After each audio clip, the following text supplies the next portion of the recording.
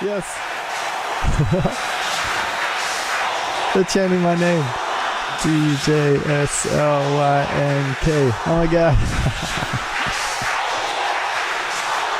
DJSLYNK.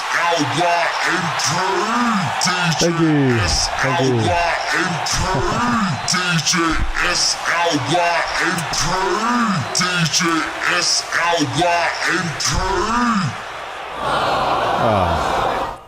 Oh, well, it was nice while it lasted.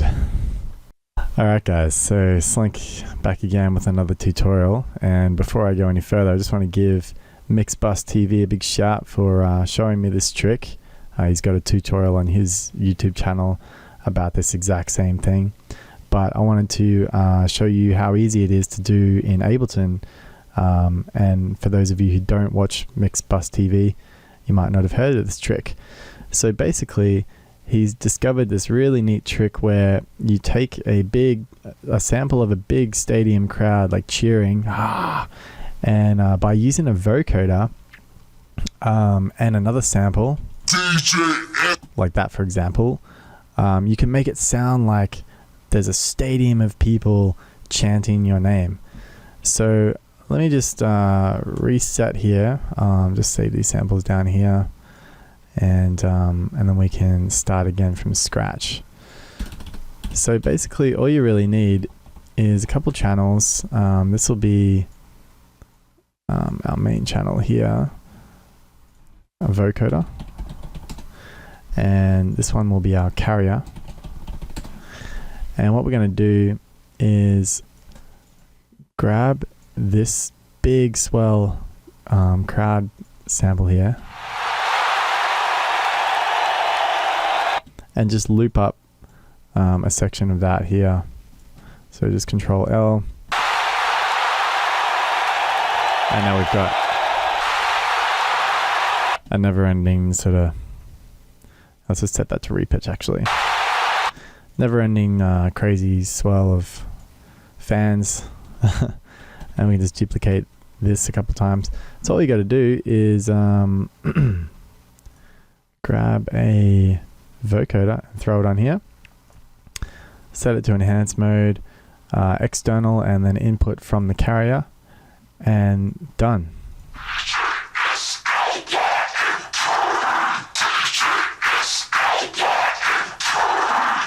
Now that obviously sounds a bit messed up, so there's a few things we can change to fix it. For example, the bands, we can increase that to make it a higher quality, and we can also increase the range a little bit there.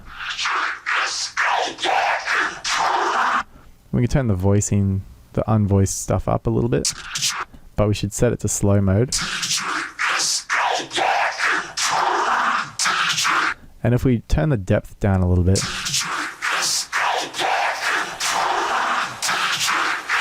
it will let a little bit more of the natural crowd sound through, and then we can just increase the release.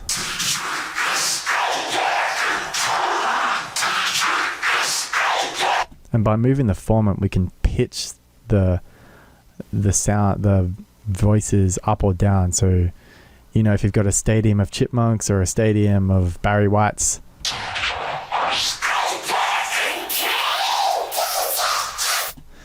and actually what MixbusTV did in his video is he recorded this several times with different formats and layered them. But in Ableton, what we can do is just throw that in a group and then duplicate it a few times, and then just mess with a few settings to give it a bit of variance.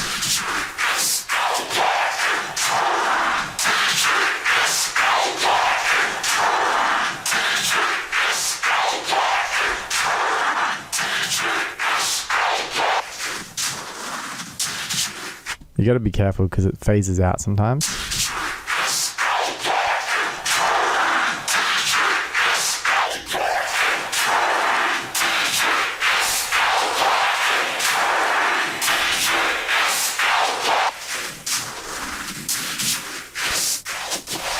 Oh, it's phasing. Oh no, I ran out of sample there. Yeah, let me, I'm not paying attention here.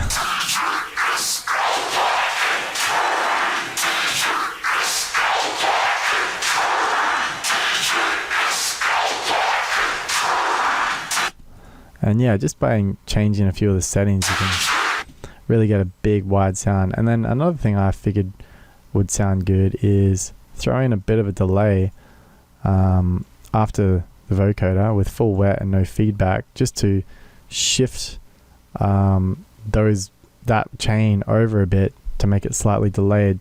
Because when you think about a big stadium, you've got people that are further away from you and people that are closer to you, and the time it takes for the sound from the people in the back to travel to where the microphone is could be a few milliseconds, a few hundred milliseconds. So if we take a couple of these chains, make them a little bit quieter, and increase the delay, it should simulate a stadium.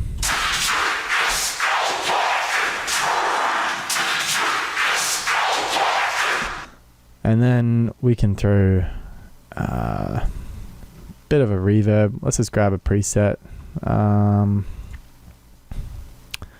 Large chamber, maybe.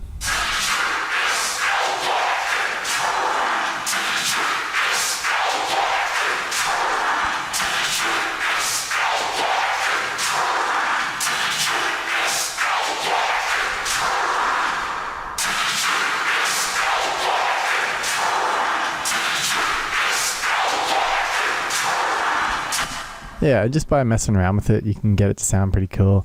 But what I figured would sound good is if we layered a couple of other crowd samples underneath it, so that, you know, not everyone in the crowd is chanting, but the majority of people are. But some people are just cheering because they're excited to see DJ SLYNK. So let's just throw another sample in here, a couple more samples.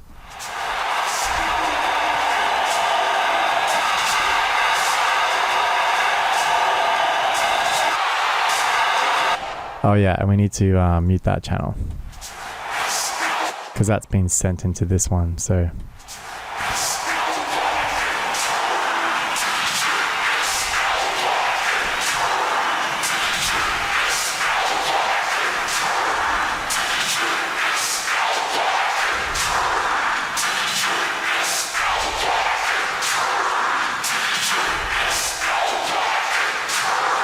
DJ SLYNK, DJ